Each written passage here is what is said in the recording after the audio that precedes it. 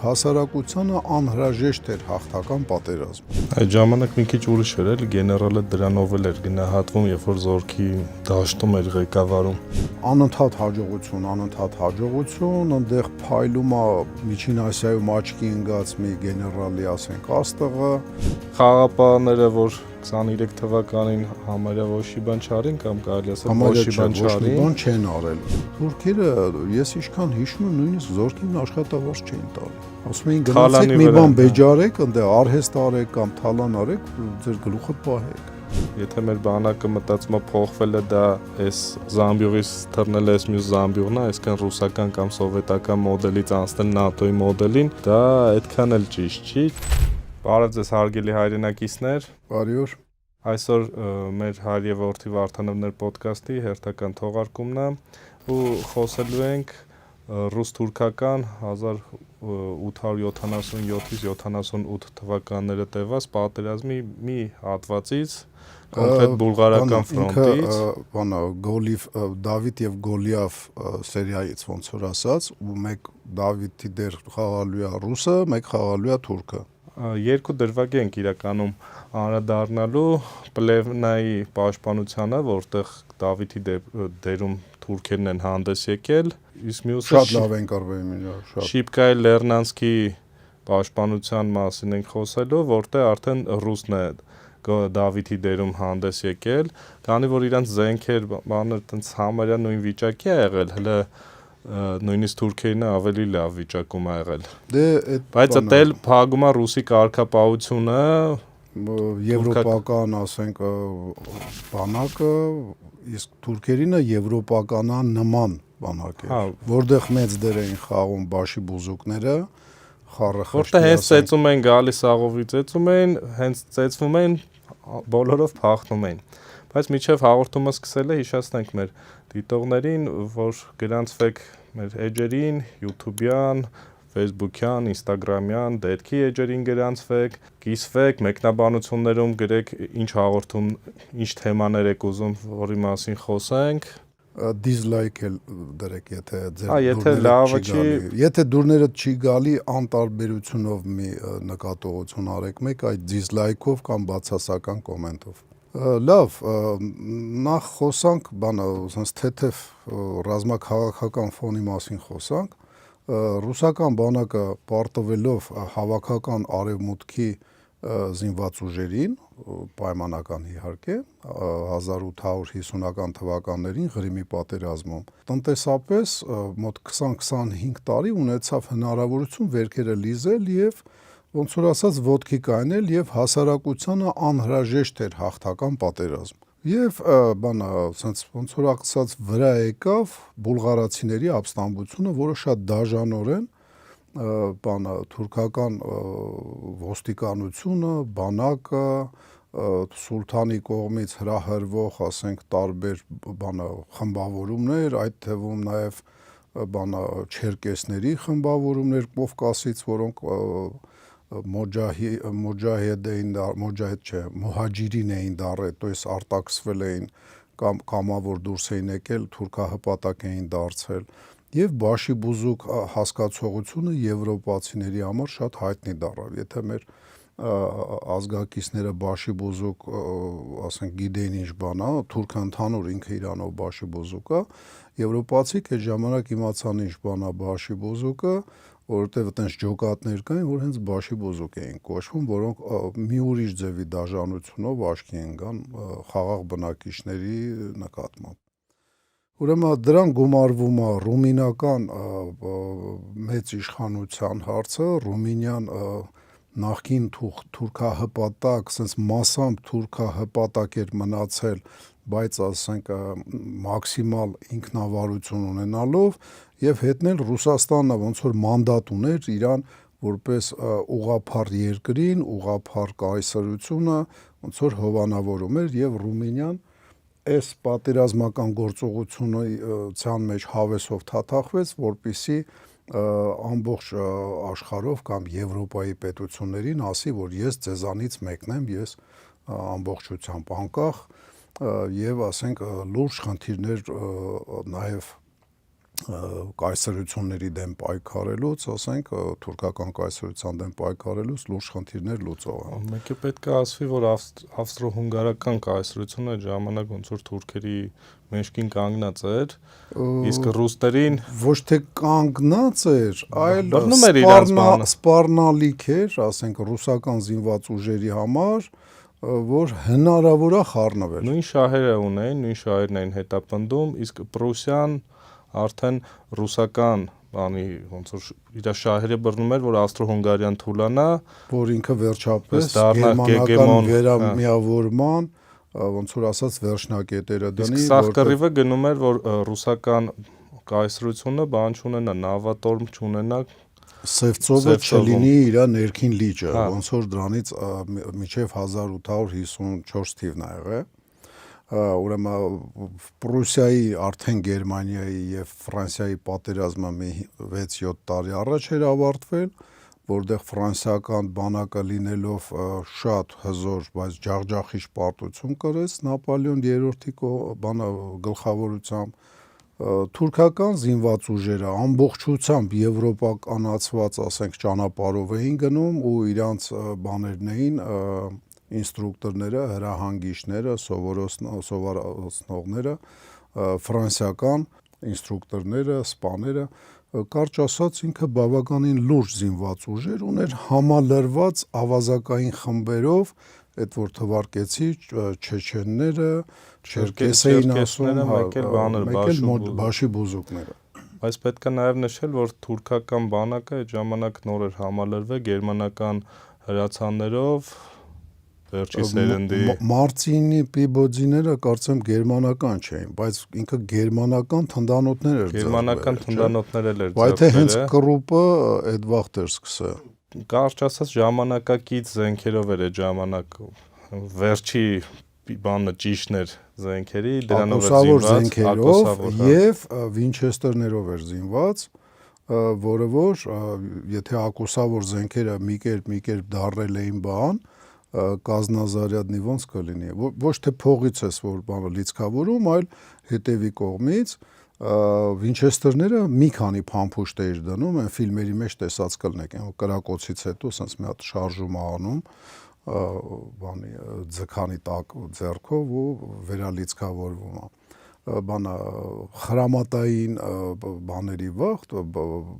բախումների ժամանակ Վինչեսթերը անգամ առաջի համաշխարհայինում գերմանական բանը ռոպագանդայի կողմից հայտարարվել էր անմարտկային զենք, բանը, որը պիտի արգելվի, sense բաներ էին արել խեղճ Վինչեսթեր։ Ուրեմն պատերազմական գործողությունները սկսում է ռուսական լուրջ հաջողություններով, որտեղ ռուսական բանակը թույլտվություն է ստանում Ռումինիայի տարածքով անցնի եւ հայտնվում այնտեղ, որտեղ իրան եթե սպասում էին ուժեր չունեին, եւ sense մի հատ արշավ է այդում, ռուսական բանակը գրեթե ոչ մի ամրություն չի գրավում, շրջանցում է, դրանք թողում փախնում են կամ էլ նավսյակի հանձնվում են, կարելի ասել, բանը այտենց մոտենում են արդեն այդ բալկանյան նախալեռներին, անընդհատ հաջողություն, այնտեղ փայլում է Միջին Ասիայում աչքի ընկած մի գեներալի, ասենք, աստղը, բանը Սկոբելևի, երևի լսած կլնեք, ռուսները ասում են, թե իրան թուրքերը անվանում էին Ակ Փաշա, սպիտակ փաշա, որտեղ ինքը միշտ սպիտակ համազգեստով, սպիտակ ձիու վրա, սպիտակ գլխարկով, չվախենալով խոցումից եւ այլն, տենց է ու իդեպ իրականում շատ խիզախ գեներալ էր, բանը իր գեներալական բանը մտավոր բաների մասին այտենց բաների ես չեմ կարող ասեմ, որ ինքը շատ հանճարեղ զորավար էր, բայց որ շատ խիզախ էր եւ զինվորների հետ առաջի շարքում, ասենք, կարար գրոհի մասնակցեր, դա միանշանակ։ Այդ ժամանակ մի քիչ ուրիշ էր, էլի գեներալը դրանով էլ էր գնահատվում, երբ որ զորքի դաշտում էր ղեկավարում։ Հա, երևի միջև դիվիզիայի հրամանատար եւ վերև ցանկալի, ասենք, ինքը մարտի դաշտում գար Երևար, որ ինքը չի վախենում, բայց ավելի ճիշտ կլներ, որ ինքը քարտեզների վրա պայքարեր, էլի ասենք։ եւ պասիլիներով։ Հա, իդեպ, այդ պատերազմի ժամանակ, գիտես, չէ, տեխնիկական բավականին լայն օգտագործվեց նորություն, օդային հետախուզություն։ Օդապարիկներ էին բարձրացնում, ասենք։ Խոսել ենք մի անգամ դրա մասին։ Հա, բանը շատ բաներ հետաքրքիր էր, էլի, ասենք այդ պատերազմը աշխարհին, ինքը նաև շատ ժուրնալիստներով հագեցված, ասենք, պատերազմ ա եղել տարբեր երկրներից,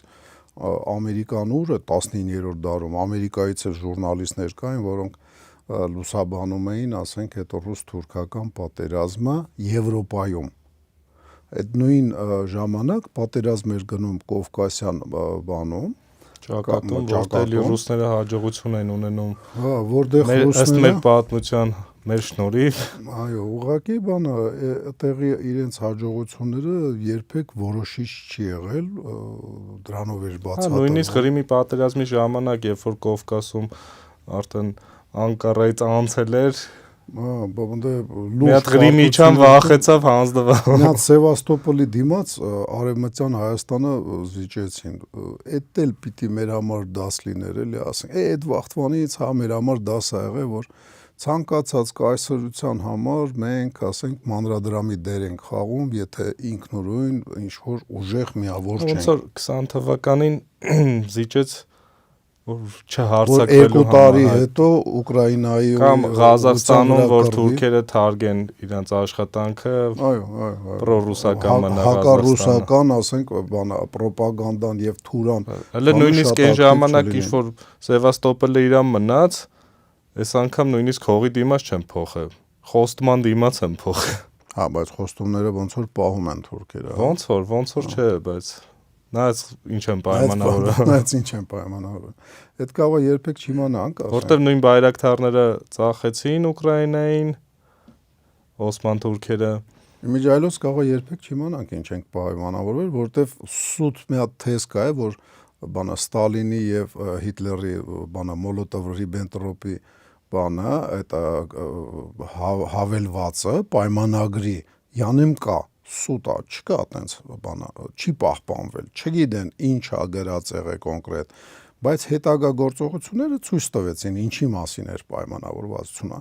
բայց sense այն պնդողները, որ կա այտենց հավելված բան ու sense ա եղել, դա մի քիչ ստում են, հիմա մենք էլ իրականում չգիտենք ինչ են պայմանավորվել, պայմանավորվել են թե չեն պայմանավորվել, բայց հետագա քայլերից արդեն կարող ես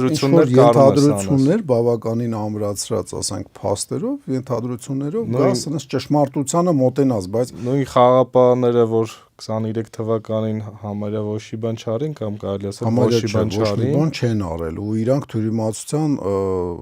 բան արդյունքում զոհ են տվել, երբ որ զորքերի հրամանատարն է զոհվել, բայց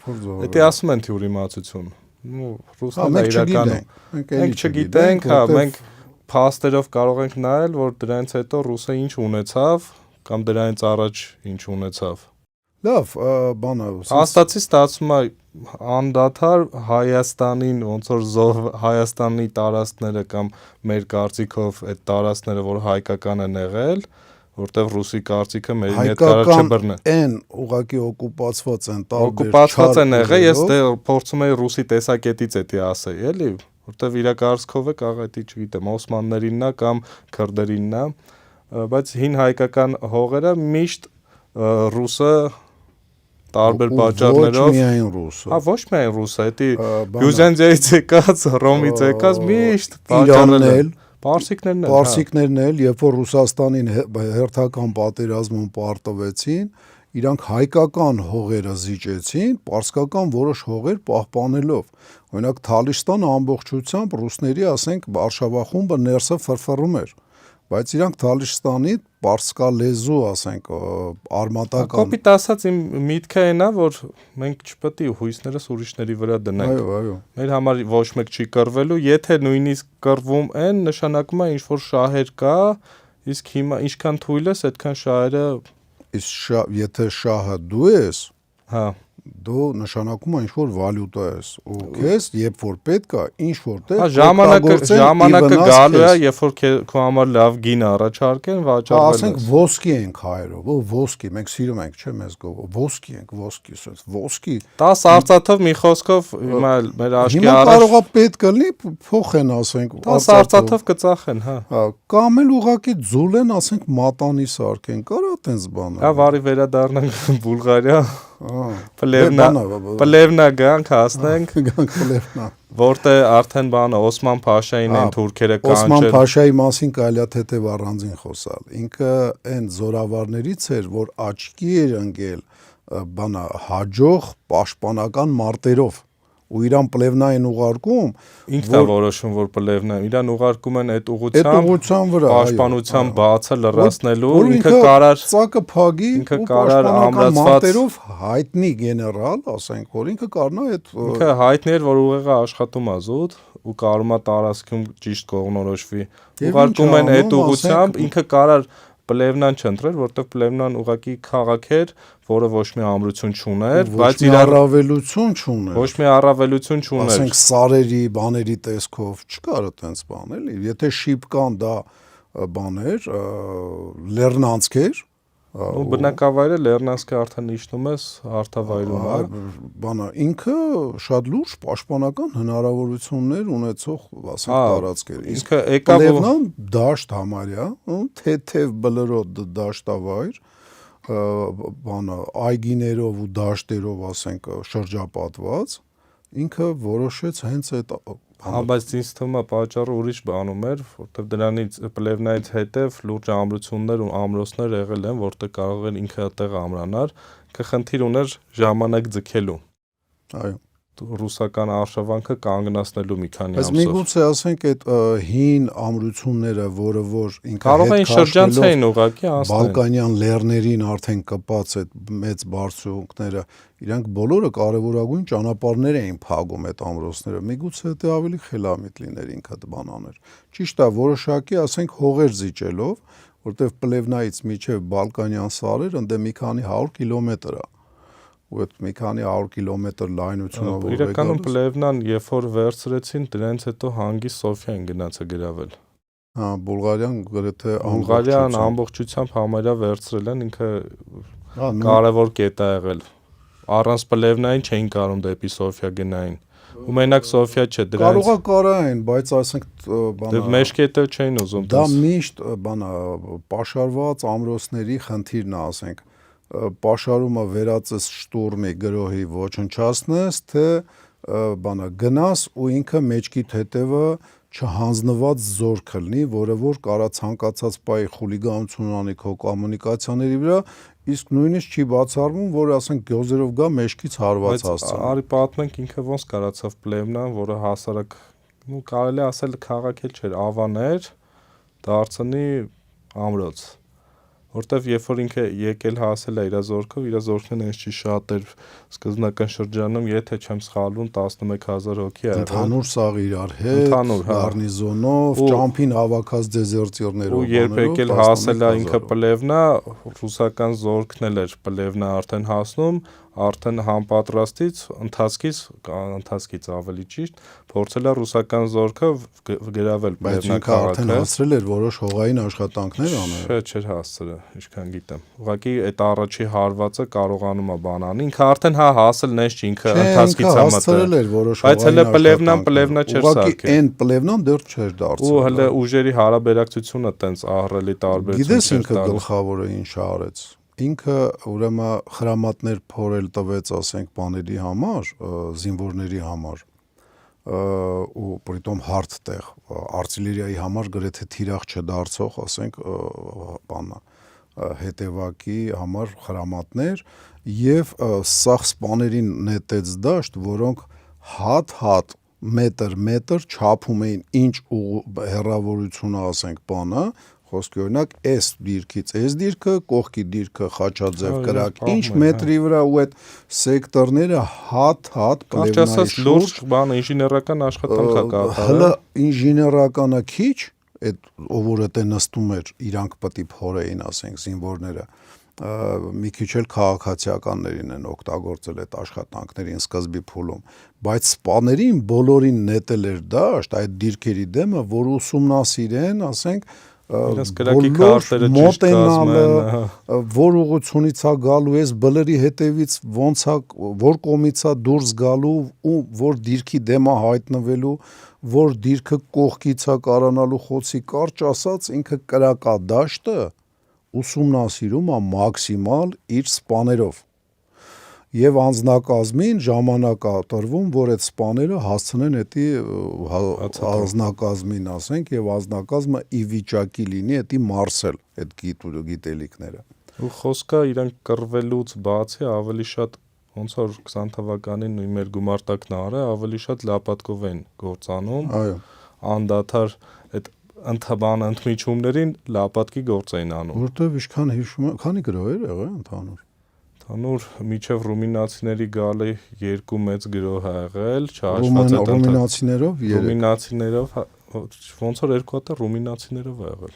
Հա, բանա, փաստորեն այդ ժամանակ են ավելի շատ կրակել, մնացած վաղ բահերով աշխատել են, ռեդուտներ են սարքել իրենց թնդանոթների համար, որով ծածկված ա եղել, ամբողջությամբ, ասենք, ոնց որ ասած, ապահովված ա եղել, անսպասելի, դիվերսիոն, մի քանի գրոհի ժամանակ հետևակին էր, մի գիշ չի եղել, ոնց որ ցավոք սրտի 20 թվականին մեր մոտ էր,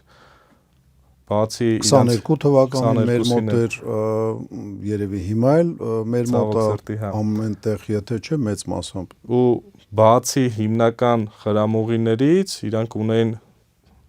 սկզբնական խրամուղիներ, երբ պետք էր հետ էին գալի հիմնականի հետևը նոր ռեդուտներ էր, դա մի գիծ էր համարվում, դրանից հետո ունեն երկրորդ գիծել։ Ու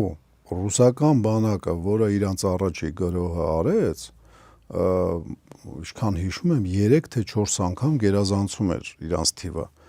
30 քանի հազար մենակ հետևակ ուներ, մի քանի հազար էլ ասենք հեծելազոր, բայց 11,000 ու համարյա 40,000-ը, որ վեկալում ես, թողումա թե սաղ պետք է խրամատում լինեն, ուրեմն Օսման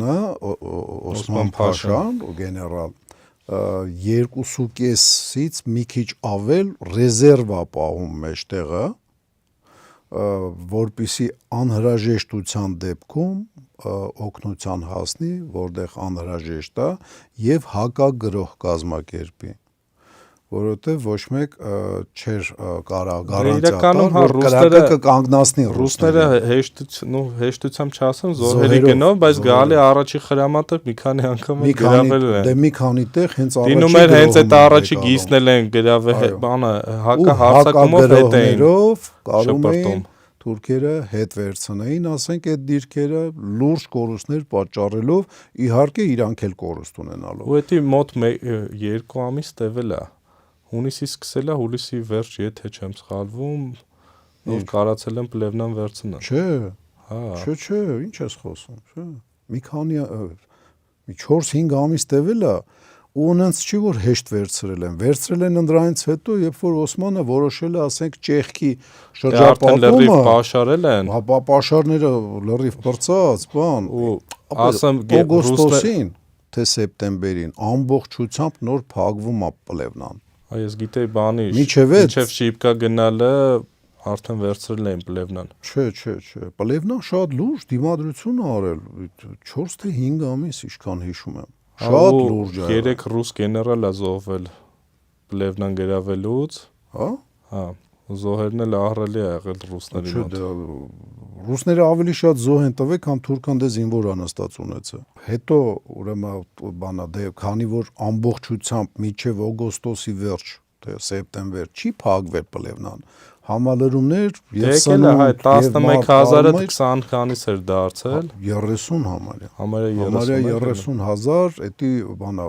բանակը բաշիբուզուկներն էլ են ասենք տեղ ասենք հա Թուրքիայի դեպքում երբեք էդի չեն հաշվել թուրքերն չեն հաշվում հա իրանք էլ չէին հաշվում ասենք ոչ չեթեններին ոչ ասենք բաշիբուզուկներին կարճ ասած 30,000 թուրքը զորք ունեցել արդեն իր դեմ ունենալով համարյա 85-90 հա հետո երբ որ արդեն ռումինացի գալիս են ինչև այդ ռուսներն էլ են էլի համալրված լինում, ռումինացիք մենակ 30,000 հոգի զորք են բերում։ Հա, 25 հետևակ, մի 5000 էլ ասենք արտիլերիա եւ բան հեծելազոր։ Մի խոսքով արդեն ամփոփենք, հա, բայց արտիլերիայում ինչի շնորհիվ է դա բայց արտիլերիայում երևի մի 10 անգամ ավել են եղել, չէ՞, ասենք, եթե զորքը եղել է 1-3, 1-4, կարող ասեմ, արտիլերիան շատ ահավոր բան ա եղել, ասենք, որովհետեւ մանավանդ վերջի ամիսները, որովհետեւ երբ որ ստե թնդանոթը վնասվում էր թուրքերի մոտ, այս մյուս կողմը, ասենք, ռուսների մոտ թնդանոթը վնասվում էլի կարում էին վերականգնեին կամ բերեին, իսկ ստեղ չէր արվում այդ ամեն ինչը եւ կամած արտիլերիայի լուրջ պակաս ա ունենում, էլ չհաշված զինամթերք, բան, էդի մանավանդ օգոստոսից իրանց մոտ ամբողջությամբ օղակը ձևավորվում է եւ Պլևնան հայտնվում է անց բանը լրիվ շրջապատման մեջ եւ արդեն օրերով ու շաբաթներով էր հաշվում իրանց ապագան, էլի ասենք, սովից մեռնել չմեռնելու բանով։ Պլևնան կարելի է նշել ինժեներական բաների պահով, հողային կրակակետերային, թե հրետանին, թե բանը, ասենք, հետևակը, բարձունքներ գրեթե չկային, թեթև բլրակներ էին ու իրենց դժվարախոցելիությունը հենց դրանով էր պայմանավորված, որ կրակակետերը իրանց չերևացող դիրքերից էին կրակում։ Իրանք, ասենք, ռեդուտները հիմնականում բարձրացրած կամ թե բնական բարձունքի վրա թնդանոթը դրվում էր, իր շուրջ կառուցվում էր ռեդուտը, ասենք, հող էր փորվում, որ, ասենք, կանավալներ կամ կանալ, որ ընկնեին ջրի մեջ կամ առանց ջուր, այդ հողը տալիս էին թնդանոթների կողքը, այնտեղ բանով այն վաղտվա գաբիոններով ամրացնում էին ու դառնում էր հողային ամրոց բարձր։ Այ Պլևնայում հակառակը ռելիեֆը բանա sense մակերեսային չեն փոխե այդ հողի մեջ ամեն ինչ արվել հողի մեջ ու Օսման Փաշայի այդ որոշումը այդ ձևի ամրոց բանանելը թույլ է տվել այդ այնց մի 5 ամիս դիմադրել թույլ է տվել հենց դա երևի ասենք անդրադառնանք նաև դրան որ թե ասեցի չէ որ ինքը որոշումը վերջապես սովածող զինամթերքը վերջացրած այնտեղ մի 10000 վիրավոր ու հիվանդներով բանը ճղի էլի խորամանկ ձևով է փորձում դուրս գա։ Հայ միջայլոց արժի ասել, որ երրորդ գրոհի ժամանակ ռումինացի թարմ, լրիվ նորաստեղծ պետություն, բանակ եւ այլն կարողանում է շատ հայտնի մի հատ շատ վտանգավոր ռեդուտ գրավել եւ ոչ մի հակագրոհ իրանց այդ ռեդուտներից չի կարում բանա հեռացնի եւ իրենց բանակի 10%-ը դե կորցնում են 2,500 զոհված ու վիրավոր թե միայն զոհված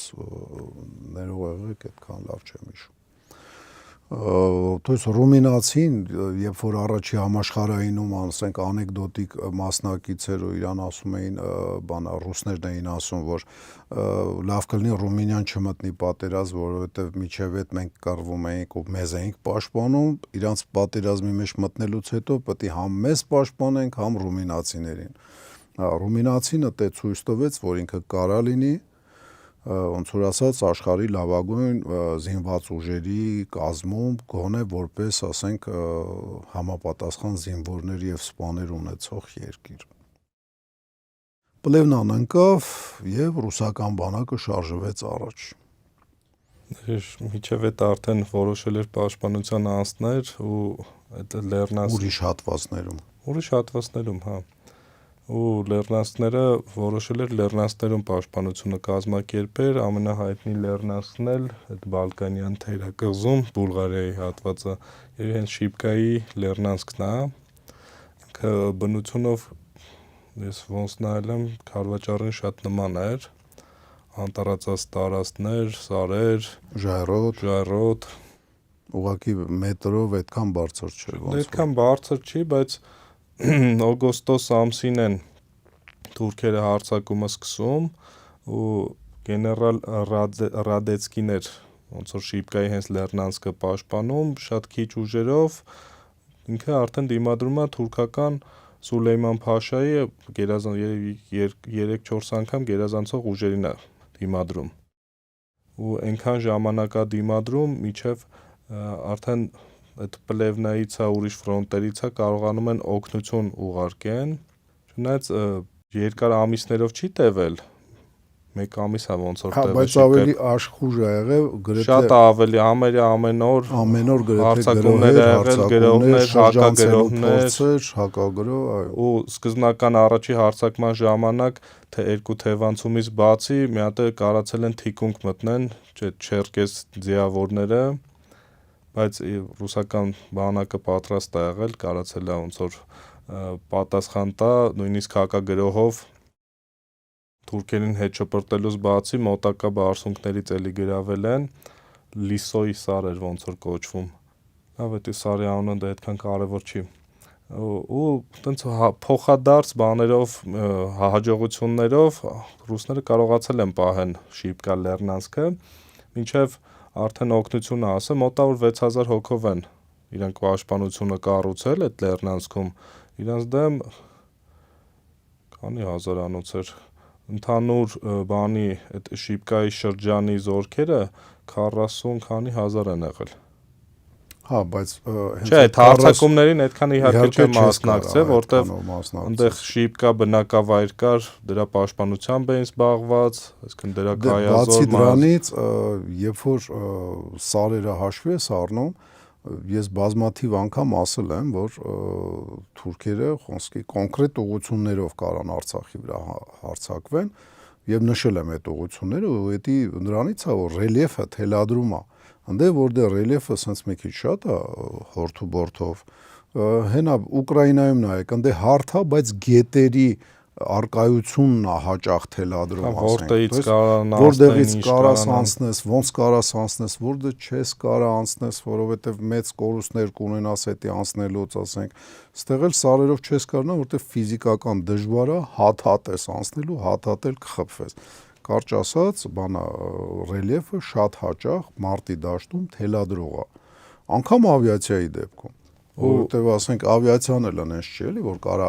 որտեղ ասես ոնց ասես Քարվաճառում եթե նայենք ոնց է ընթեռնում, միթե սարերը անցնում էին, ծոր մտնում արագ ինչ կա կապ չունի որտեղ։ Հա, կպան չկպան, ասես մի հատ ռումբերը գցում ու փախնում էին։ Թռնում էին։ Ու իրանց դեմ հոբ համակարգերից մենակ դյուրակիր հրթիռային համակարգեր էր աշխատում հիմնականում, ծորերում իհարկե կային ուրիշ համակարգեր, բայց իգլիսներն են հիմնականում քարվաճառի այդ բաները խփել, սամալյոտներ, ինքնաթիռները խփել թուրքական։ Շիպկայի բանին եթե անդրադառնանք, Ստե տարբերություն կա, օրինակ համարվում է համ բուլղարական, համ ռուսական բանը։ Անդը մեծ մեմորիալ է կայնած, Բուլղարիան միակ երկիրն է, որ հետո ռուսներին դեմ քանի անգամ կռվել է, բայց այնտեղ ռուսական գերեզմանները միջև հիմա ոչ մեկ ձեռ չի դեմ զարմանալի է, ոչ մի անգամ չի կռվել, ինքը եղել է միշտ հակադարձ դաշինքի մեջ է եղել, դրա համար է միշտ հրաժարվել է ռուսական ճակատ գնա։ Ու այդ մի հատ մեծ մեմորիալ կա հենց այդ Շիպկայում, շատ մեծ, որ բուլղարացիներն են ահագին կռվել։ Բուլղարացիներն են եղել, հա, իրենց բաներն են, բուլղարական աշխարհազորն է եղել, ու բուլղարական աշխարհազորը շատ հերոսական է կռվել, ու եթե ռումինական, ասենք, բանակն էր, այդտեղ բուլղարական բանակ չէր կարա լիներ, որտեղ պետություն չկար, անգամ բուլղարացի ֆեոդալներ չկային, որ քիչ թե շատ իրանց, ասենք, առնաուտներին այդ բանը թիկնապահներին, հեծյալ թիկնապահներով մի բան անեին։ Կարճ ասած, բուլղարացի աշխարհազորը ցույց տվեց, որ այդ ժողովուրդն էլ, ասենք, շատ բազմաչարչար լինելով շատ բանի արժանի է ու արժանի է անկախության։ Հա, ու իրականում պատերազմից հետո ստացավ այդ անկախությունը։ Սկզբից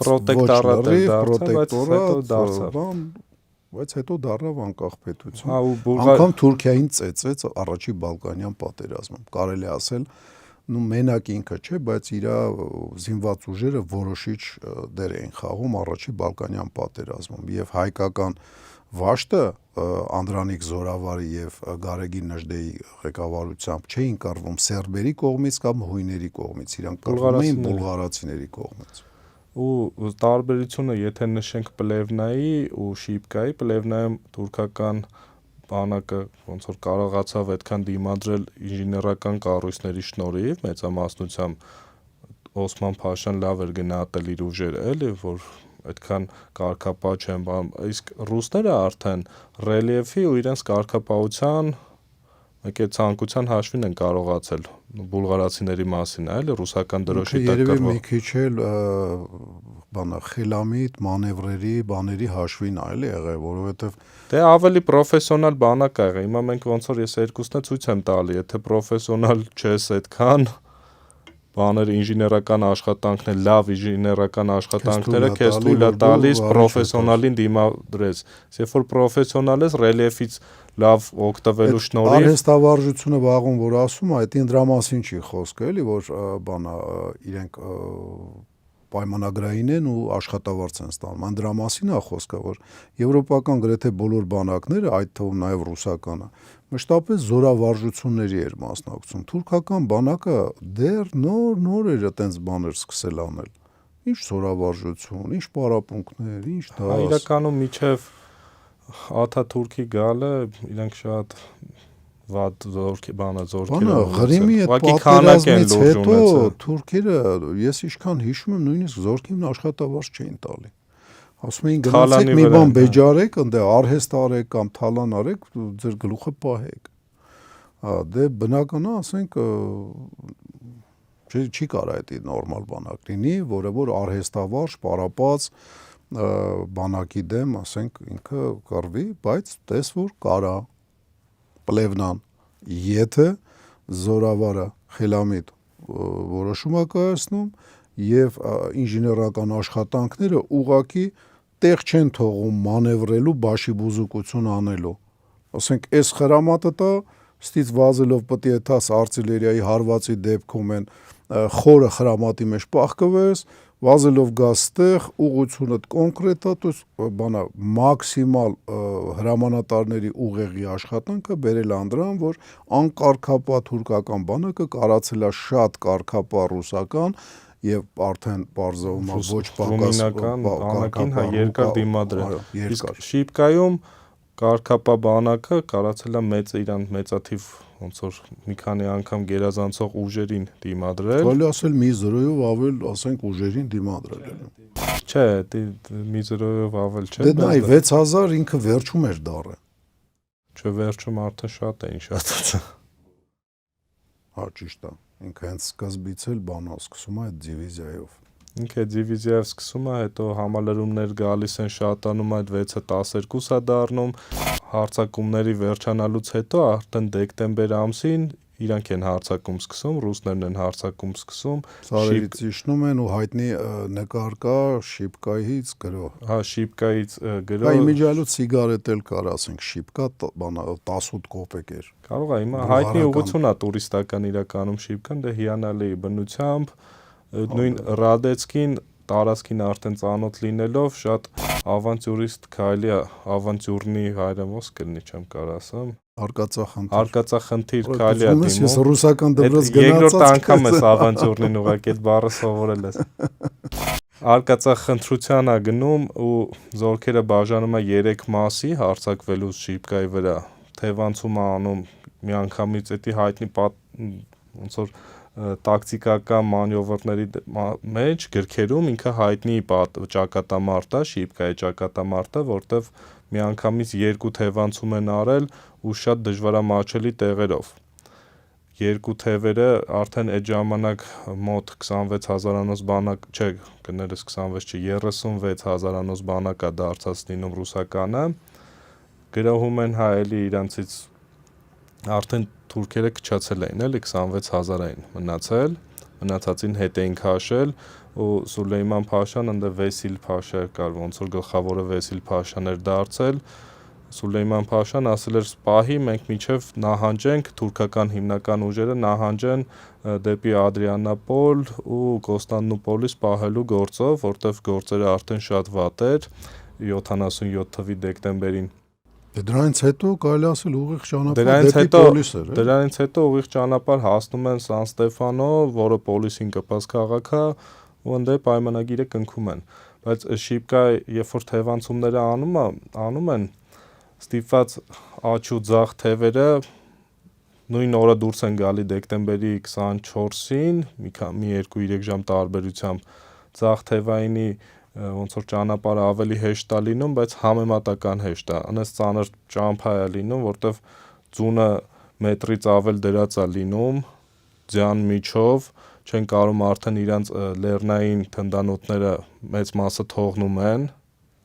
այսինքն երբ որ տեղ են հասնում, իրանք թնդանոթներ համարյա չեն ունենում, ու ձախ թևը աջ թևի շուտ է հասնում, այսինքն պլանավորված է եղել նույն ժամանակ հասնեն ու երկու կողմից հարված են, բայց ստացվում է, որ արևելյան խմբավորումը, ձախ թևը ավելի շուտ է հասնում, մի օր շուտ է հասնում ու մարտերի մեջ է բռնվում, իրանց հրամանատարն էլ ձախ թևի հրամանատարը մի քիչ վախկոտ է լինում, կամ վախկոտ չասեմ, շատ չափի շատ զգուշավոր է լինում, նույնիսկ շիպկա բնակավայրը գրավելուց հետո ինքը նամակ է գրում Ռադեցկուն, ասում է,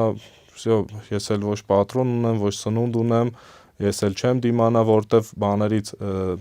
գերիներից իմացել էր, որ Սուլեյման Փաշան 10,000-անոց բանակ է ուղարկում,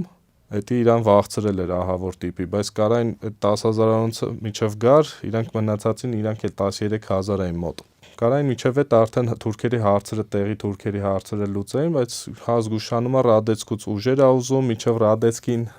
հենց ստանում է դա, նկատում է, որ աջ թևը հələ տեղ չի հասել, ստիպված ճակատային գրոհ է անում, որպեսզի ուշադրություն շեղի։ Ահագին կորուստների է։ Հա, ահագին կորուստները ջարդում շպրտում են հետ ռուսներին, թուրքերը։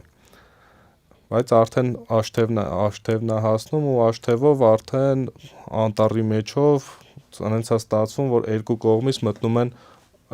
աջ թևայինները մտնում են հենց թուրքական այդ պաշտպանության կենտրոնի մեջ հենց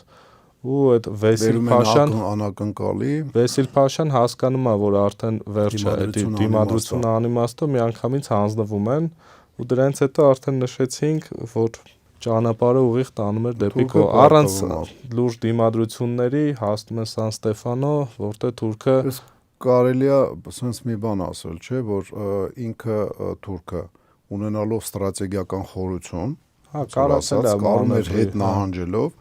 ամրություններ, ասենք պաշտպաներ, այդ ամրությունը կարար լիներ, ասենք ամրոց, ասենք հնուց միջնադարից պահպանված, կարար նոր, ասենք ժամանակակից, այն վաղտվա համար ժամանակակից հողային ամրոց կառուցվեր ու այդ ամեն ինչը իրեն այդ խորությունը, այդ ամրությունները եղած, նորը կառուցելու ժամանակը իրեն թույլ էր տալի, որ ինքը երկար դիմադրեր եւ ինչի էր ինքը սենց ձգձգում էլի սենց թուրքը վաշե սիրում էր սենց ամրությունների մեջ նստել ու ասենք Իզմայիլ ընդ